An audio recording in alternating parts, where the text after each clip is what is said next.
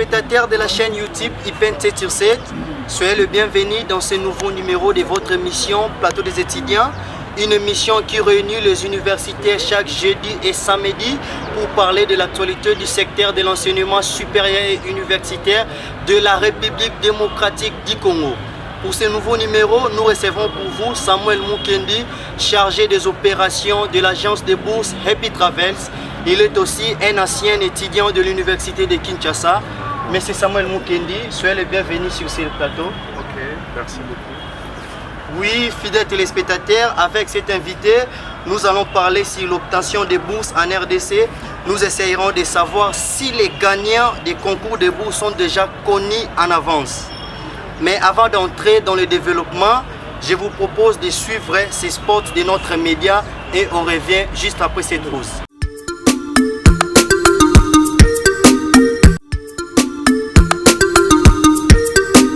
Nous sommes de retour sur ce plateau, chers téléspectateurs.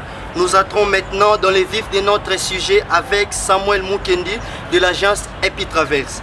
Pouvez-vous nous dire, bien vraiment, c'est quoi les bourses et il y a combien de sortes de bourses? Si c'est comme je peux vous le dire, je peux dire qu'il y a trois sortes de bourses. Il y a la bourse totale, la bourse partielle et la bourse semi-partielle. C'est-à-dire qu'il y a un pourcentage qui est pris en charge sur ce qui doit être fixé comme frais. C'est-à-dire que je peux vous donner un exemple. Sur les frais académiques d'une université en Chypre par exemple, lorsque vous avez votre visa qui arrive, c'est bien marqué 50%. Il y a une autre personne qui peut avoir un visa sur lequel il est marqué 75%. C'est-à-dire qu'on vous a pris en charge partiellement. C'est ce qu'on appelle bourse partielle. La bourse est totale lorsque vous êtes pris en charge sur vos frais académiques à 100%. Nous avons des étudiants qui ont excellé, qui sont pris en charge à 100% en Chypre, en Ukraine, en Tunisie, en Biélorussie aussi. D'accord. Merci beaucoup, monsieur Sami Mukendi. Les étudiants vous accusent d'avoir déjà des personnes ciblées pour vos bourses. Est-ce que c'est vrai? Bon, je sais que dans l'organisation de ces genres d'événements, les gens peuvent avoir un certain comportement, c'est le côté congolais quelque part. Vous savez que même lorsqu'il y a eu des élections en RDC, il paraît qu'on connaissait déjà. Les gens viennent, pour la plupart ce sont des gens qui viennent s'inscrire dans nos bureaux, dans nos locaux pour le concours.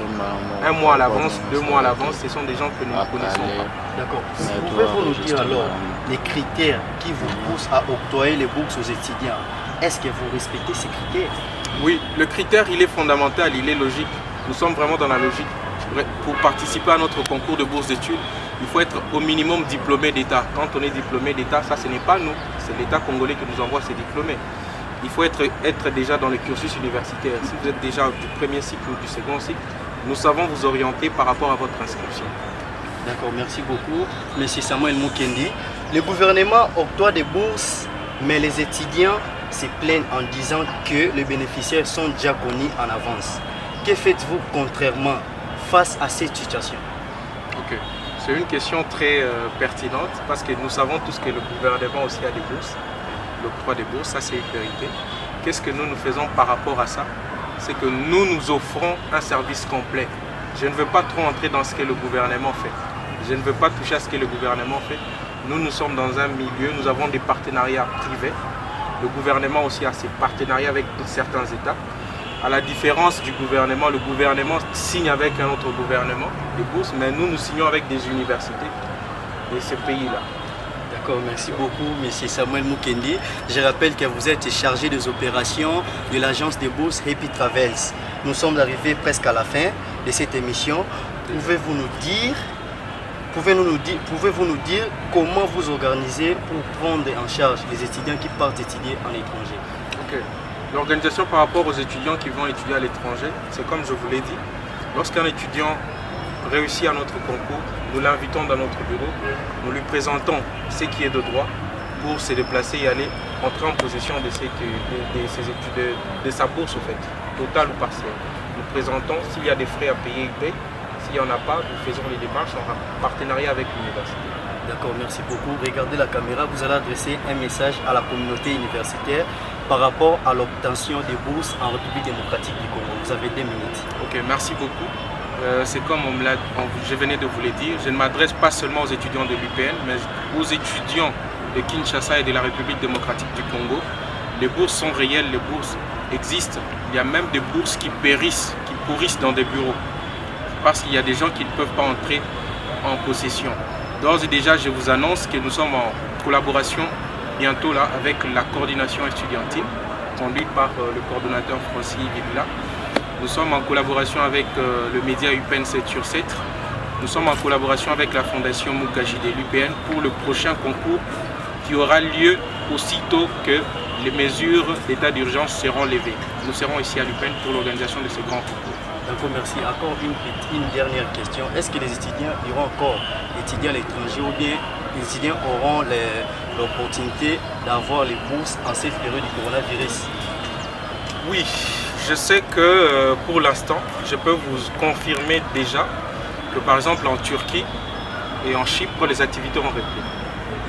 Ce qui est bloqué pour le moment, ce sont les vols. J'étais en contact ce matin avec nos partenaires, les activités ont repris et nous attendons que la RDC aussi puisse réouvrir ses frontières et que nos vols puissent reprendre.